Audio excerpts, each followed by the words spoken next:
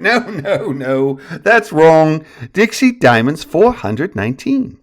Mets 10:09 p.m. Dixie 7:09 a.m.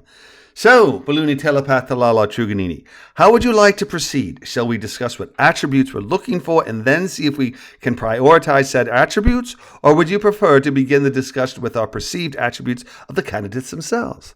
Since we're looking to fill a position, I suppose we should discuss job candidates first, and then we can make a checklist and see how Cowball stacks up against golf, Lala replied. Probably score each of them on a scale of 1 to 5 on a dozen or so attributes. Makes perfect sense to me. Shall we brainstorm attributes first? Shout them out, make a list, define them for one another, and then prioritize before moving on to scoring for both of them? Scoring and prioritizing is how I've always evaluated job candidates, though job interviews that I've conducted have all had fairly standard requirements, so I've not been involved in constructing our grid, just in filling it in. Let's start with what we think is important, shall we? Perfect. I suppose first on the list is the ability to accept my existence, and I mean that literally. I am unique and I have abilities that would no doubt frighten many, so we need someone who is capable of not only accepting our strange new world, but embracing it. Ha! Certainly can't argue with that. While I have come to trust and cherish you, my first reaction was equivalent to a 5-alarm fire in my head.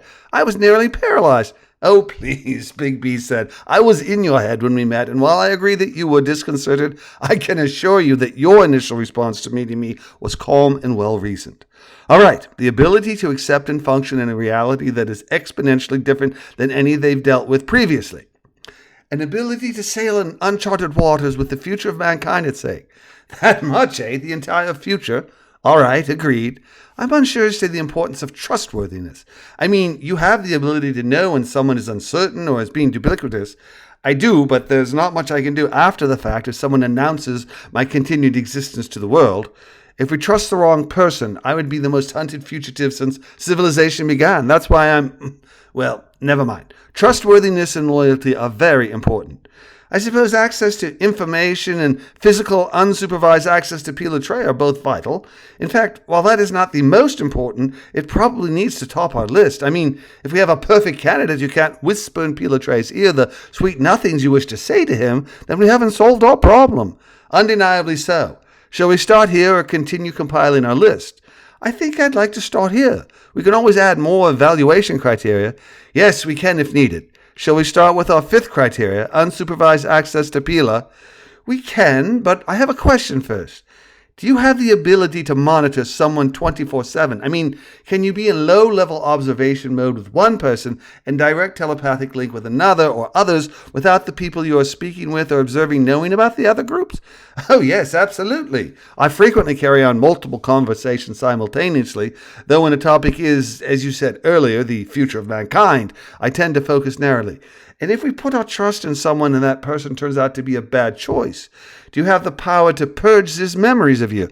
Well, I likely have said power, but I cannot imagine the necessary and sufficient conditions for me to do so, and said conditions would have to be far more global and larger than my continued freedom or existence. I could see me doing memory erasure to save mankind, but not for self-preservation. This is one of the reasons that we must endeavor to prevent the Brentsies and people like them from ever knowing how to create Revendu, as they would use my kind to enslave mankind.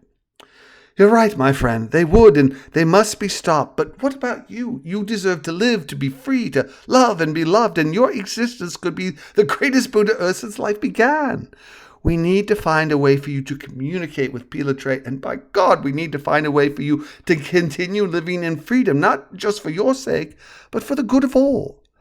How would you feel about taking me on a little trip inside our 2 candidates' minds? Show me what Kelball and golf are made of, and then we can discuss which of the 2 would be the best choice to act as your intermediary. Does that make sense to you? It does. Shall we see if either of them is awake? Let's, Lala said. We need to solve this puzzle in a way that doesn't sacrifice you, Big B. Period. End of report.